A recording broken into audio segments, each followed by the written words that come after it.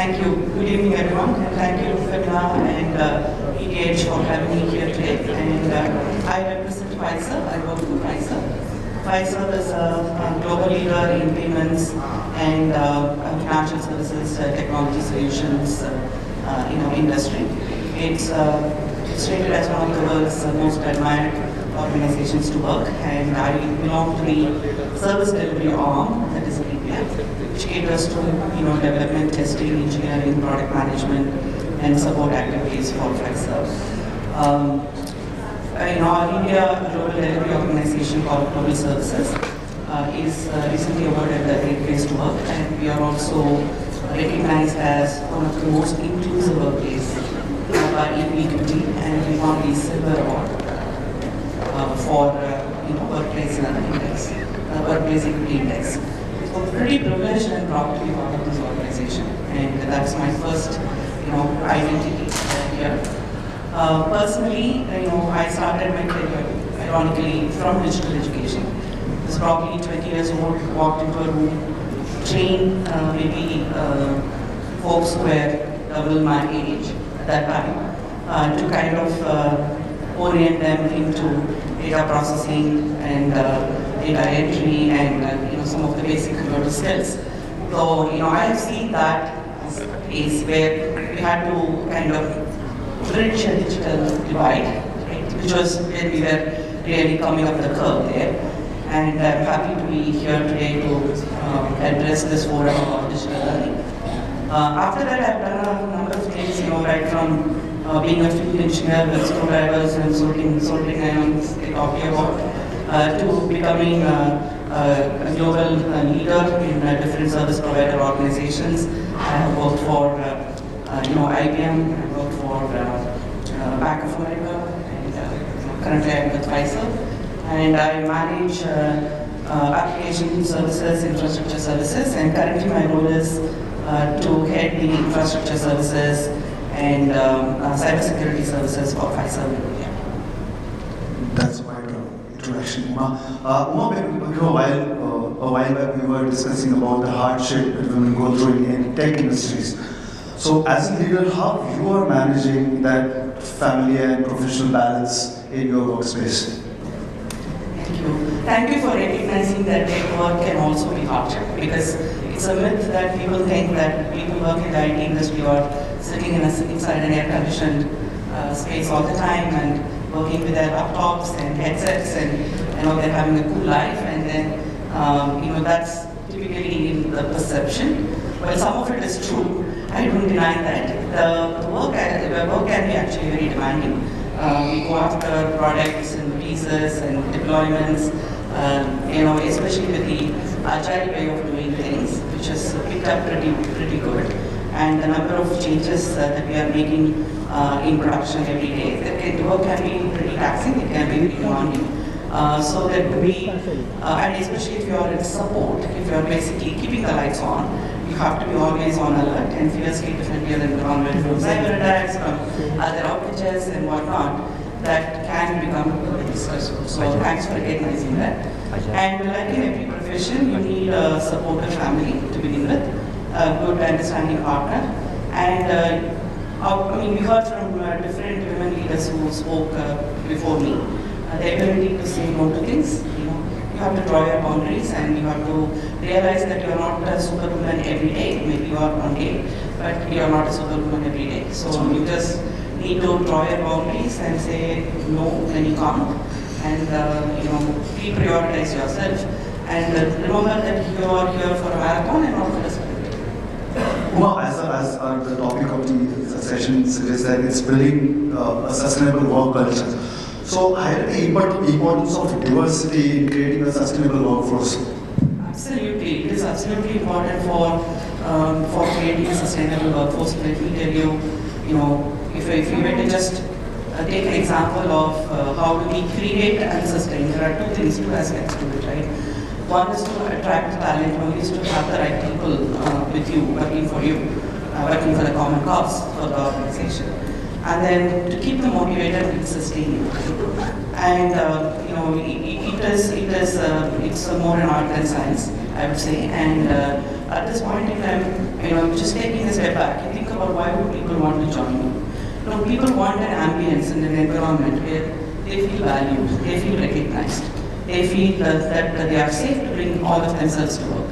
So organizations need to start with that point, to create such an ambience for associates, to welcome such people into your organization who feel recognized, valued, and safe to be who they are.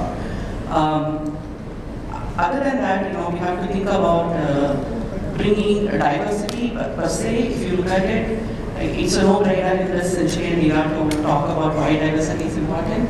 But I will anyway say that. So having diversity on the table brings the best possible solutions, best possible outcomes when you're trying to solve a problem. The diversity across spectrum as well. Diversity across spectrum, because people bring different perspectives, people bring different points of view, and you have an opportunity to have that portfolio of ideas and driving towards the right solutions. And that is why we need to attract diversity in an organization, in my view. And once you bring diversity in the organization, complementing skills, people, really bringing different perspectives. What is important is to infuse a sense of belongingness, because there is only so much people do for money. After a point, it is like, you have to put your heart in to really make an organization better, excellent, from an operational excellence perspective. So it's very important to make people get that sense of belonging, and do things for a reason, together for a reason. And those are very, very important cultural aspects organizations need to think about, and to have a sustainable workforce, in my view. So it's not just about hiring, it is about making sure that we have certain targeted interventions for hiring, for example. So if you want the gender diversity in hiring, you want to bring young engineers into your ecosystem. So all that you have to really do with some targeted interventions. For example, Fiserv works on a program called TAP to bring young engineers into the crowd. We work on different targeted campaigns for diversity hiring. We bring veterans into our workforce to learn from them a lot of things. So there are different aspects, and we kind of make sure that we are an inclusive organization when we screen or even write a job description, right? So that people feel comfortable applying for positions, right? So we have seen different studies telling us that sometimes women look at a job description and they kind of shortchange themselves, right? They don't, if they meet 80% of the criteria and not 100%, they may not apply for the position. So there are studies that says that men may take that leap of, leap and take that risk and say, I will attend the interview and say, 80% not the 20% of the skills you need, but sometimes women don't do that, right? So things like, right from writing how a job description is going to be read by a candidate, till how we are doing certain targeted hiring, we need to, show and walk the talk, and show our commitment in bringing diverse workforce into the system. And once we get them in, we have seen stickiness when it comes to sustainability from these groups that have come to us, right? For example, in our organization, we recently, the last few years, we've been doing this forward worker program, which is to bring back women who took a break from their career for either childbirth or for other personal reasons, family relocated and had to go along, whatever, right? We offered them a bridge program so that they can upskill and then join us. And we see phenomenal success in terms of retention in that group. Right? People really feel elated that they've been given a second chance to come back to mainstream career. They love it. So we just need to kind of look at these segments by segments of diversity to see how we can address and how we can kind of bring them in that fold, in our fold. In your introduction, you said Fiserv is one of the best to work. So could you please tell some of your top learning initiatives of Fiserv that you think have brought cultural shift in your firm? Oh, definitely. So today's IT professionals, especially, they work in an organization where there is immense amount of learning opportunities, because it is a need to stay relevant, right? So I cannot be working on yesterday's technology, right, and be relevant today. So there is always that urge and hunger in IT professionals to learn and develop skills. So we in Fiserv, we kind of look at it more holistically across multiple prongs. One is the capability development itself. So we have formal and informal methods of training, creating, structured programs, virtual or in person, career plans, right, based on training programs and the outcomes that they produce from the training programs, which are very structured in a sense. And we utilize online platforms heavily, and also adult learning. We heard from the founder of Byju's about this word called curiosity-led training, right? For adults, we need to make sure that it is bite-sized, given the current attention span, and people need to learn in between work, right? So we have to kind of think about some bite-sized learning. So what do you learn today? One concept, one thing, right? So it kind of snowballs, right? So those sort of interventions. We do brown bag sessions, which are more informal in nature, knowledge sharing sessions, which are more informal in nature. We celebrate successes coming out of training outcomes, right? So somebody goes, learns an automation skill, and comes back and utilizes that in their day-to-day work. That's a success story that we celebrate, because trainings have to be measured by the outcomes and the effectiveness, and those are things that we definitely look forward to an opportunity to celebrate and reinforce that thing. And we also look at leadership development, especially for women. When a women associate gets recently promoted, we have a program called Rise Up, which helps that leader, the promoted women associate, to cope up with the demands of the new role, right? Because they may have had some perception of the role, and they may end up somewhere, and they may have to build more than their IT skills. They may have to build some cognitive skills. They may have to know how to do conflict management, they know how to set goals and work towards goals, how to manage their own selves and their teams, so multiple things. So we help them through such programs.